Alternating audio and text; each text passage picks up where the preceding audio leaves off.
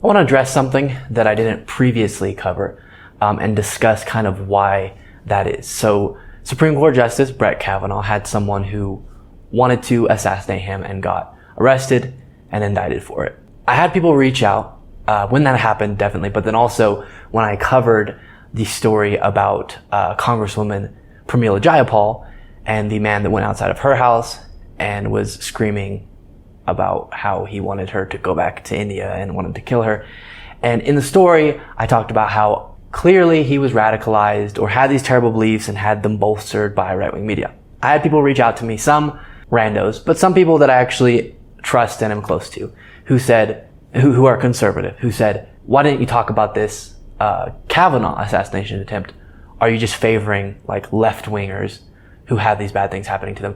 And the point that the particular guy that I'm thinking of made was, listen, right-wing media and left-wing media both radicalize people into doing bad things. They both use really dangerous rhetoric. So first, before I discuss why I didn't cover that initially or what kind of my general rule of thumb is on these types of stories, let's just cover it out of fairness for the people who spoke out. I do listen to my audience a lot, and then we'll discuss further. Reading from ABC News, California man indicted for allegedly attempting to assassinate Brett Kavanaugh at his home. The California man arrested last week near Supreme Court Justice Brett Kavanaugh's home has been indicted on a charge of attempted assassination. A federal grand jury on Wednesday formally accused 26-year-old Nicholas Rosk of Simi Valley of attempting to kill Kavanaugh. According to the indictment, prosecutors will also seek to have Rosk forfeit various property if convicted, including the firearms and other equipment that authorities said he carried on him at the time of his arrest on June 8th. Rosk was previously charged via criminal complaint with attempted murder for allegedly making threats against Kavanaugh and showing up armed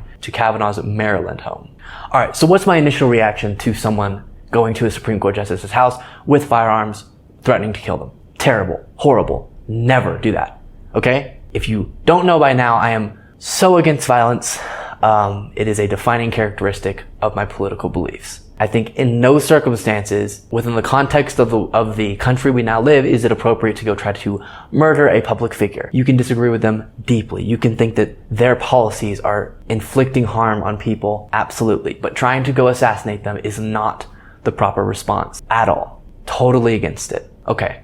Why didn't I cover this one? You may not know this, tons of public figures are having assassination attempts, people threatening to kill them, sometimes with firearms on them, a lot. Most of the time, like in this case, they get caught before any sort of actual confrontation goes down, and that's good, obviously. An example of this is Kamala Harris had someone, similar situation, said they wanted to kill Kamala Harris and got in criminal trouble for it, right? That's not something I covered. The reason is most of the time, when I cover a story, either it's like fun, I just want to cover like a funny story that we can laugh at, or most of the time it's because there's a point that I want to make around it. It's not just breaking news. That's for, CNN and stuff like that. Go on and they'll give you breaking news or whatever. My format of a show is a commentary show. So I pick stories that I have larger points to make around, that I want to deliver some sort of message along with. The Brett Kavanaugh story, it literally would have been like this. Breaking news, Brett Kavanaugh had someone who threaten his life. That's terrible, horrible. I denounce it. Don't do that. You can hate the man. You can't try to harm him and his family.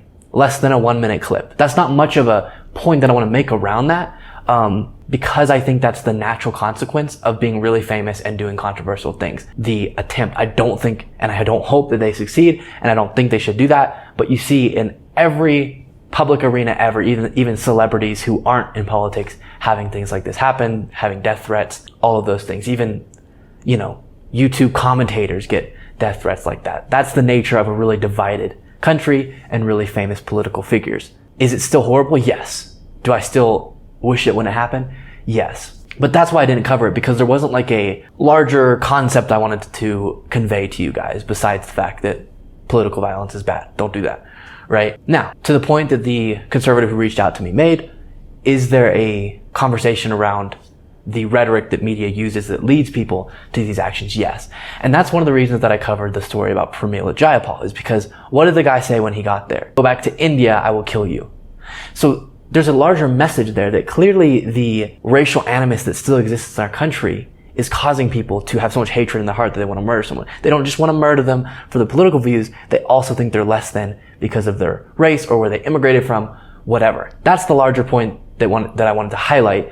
Not just that she had someone threaten her life, because tons of left-wingers as well as right-wingers, but if I was trying to just, help out the left look like victims, I could cover stories daily of prominent left-wingers having their life threatened, right? It just happens constantly, unfortunately. But that's not what I was doing. The Pramila Jayapal story was important for me to cover because we have a situation where we still exist around a lot of people who hold hatred in their heart purely towards someone because of them being an immigrant or them being a certain race, right? And that's kind of was the point of that story, as well as political violence being horrible. And then the conversation, is right-wing media or left-wing media worse? I think, and this could be my bias, because of the nature of the criticisms against left-wingers, it's not just about their policies. If you watch, a lot of times on a lot of these right-wing networks, I don't even hear them criticizing someone like AOC's policies or someone like Pramila Jayapal's policies. It's a general attack against them as a person and being radical and wanting to, being groomers or all of these things. It's the right wing calling every single person they disagree with, not all right wingers, but like the radical right now, is saying all LGBTQ people are groomers. All these teachers who teach things we don't like are groomers. And they're going to be inspiring more violent actions from their followers, but with that type of language that isn't accurate. Whereas the left wing goes after hard, of course, people like Kavanaugh and all these things, but it's about the policy. Should that lead people to do violence? No. Is that a more fair criticism about someone's policy? Yes. So I'm not against the right wing criticizing left wingers, but keep it to meaningful, substantive critiques and criticisms of their policies or of their political beliefs, not of them as a person or slandering them as something that they're not. This is one of the most provocative labels you could possibly use. So that's kind of my feeling on that. Of course, I don't think people should be trying to assassinate anyone, no matter how much I like or don't like them. And that's kind of the end of this segment.